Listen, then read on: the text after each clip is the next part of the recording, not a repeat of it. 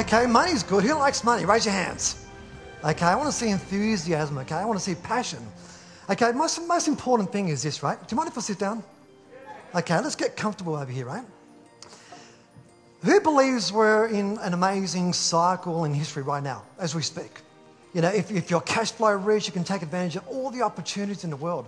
I mean, there's a lot of unemployment, would you agree? There's a so-called crisis. There's no real crisis. I mean, you know, it happens every 6, 7, 8 years.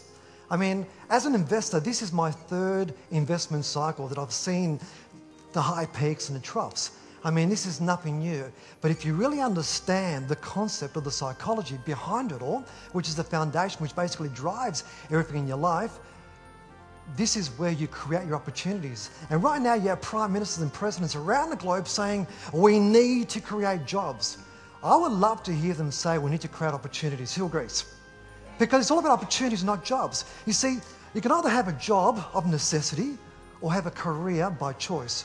Big difference? But I actually want to share with you the entire cycle, exactly how it's actually developed, why it happens, and the most important thing is the psychology. If you really understand the psychology, this is when you understand the greed, the fear, and the indecision. Because like right now, there's a lot of fear, and then the next part of the cycle will be indecision, and then the next part of the cycle will be the meteoric rise. The media and the news networks have basically driven this artificial economy to the peaks. And if you understand what really happens is this. You have greed, okay? And the market's going up, okay?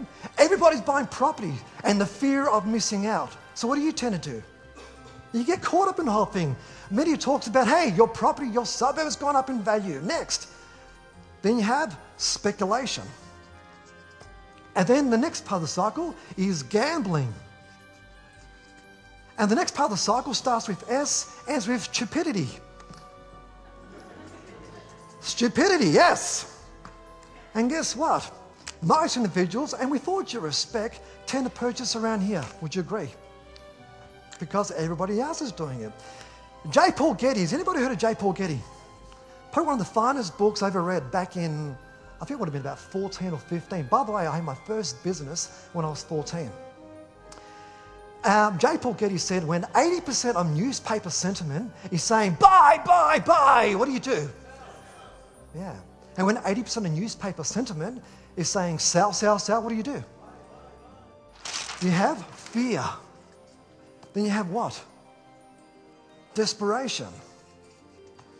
And then right down the bottom of the trough over here. And most people, unfortunately, because there's a lack of liquidity, there's a credit squeeze, and they start to do what? They sell off their assets. At a what value? At a lower value than what they? Exactly.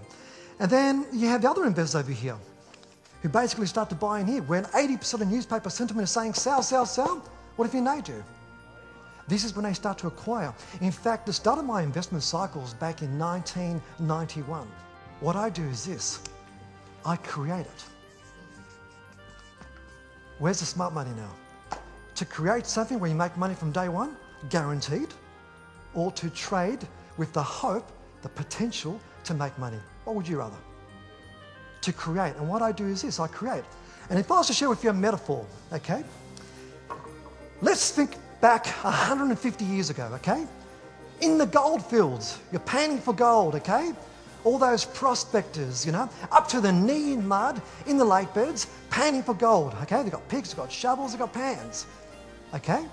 Who were the smart ones on the gold fields? The ones panning for the gold with the hope of striking it rich, or the smart individuals creating the gold rush, selling the pans, picks, and the shovels? Who was the smart one? Selling the pans, picks, and the shovels. You see, what I do is this. I create instruments within the stock market for people to trade. And guess what? In order for them to trade, they have to pay me cash. The system works like this. Every one of you, including myself, we were all brainwashed, okay? This is what the system does. It will absolutely brainwash you, disempower you, siphon the life out of you in order to do what? To maintain control of you for the rest of your life, okay? And let me tell you right now, I know what age you will die at. You know why? Because there are demographics and there are studies which are basically continually released in the media. Why?